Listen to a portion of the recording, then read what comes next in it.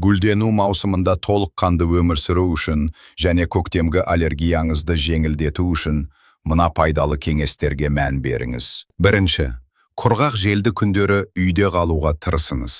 Мұндай ауа райында ауада тозаң көп болады, ал жаңбырдан кейін ол азаяды. Екінші, далаға шығарда күннен қорғайтын көзілдірік киіп шығыңыз.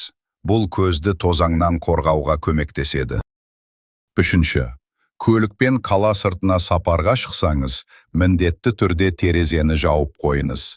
Төртінші, жалпы белсенді гүлдену маусымында қала сыртына шықпаған дұрыс. Себебі кей өсімдіктер тозаңының шоғыры қала сыртында, қала ішіне қарағанда көбірек. 5.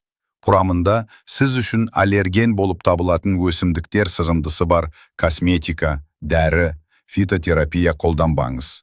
6. Көлікте және үйде кондиционер қолданыңыз. Ауаға арналған арнайы сүзгілер болады. Олар аллергендерді ұстап қалады.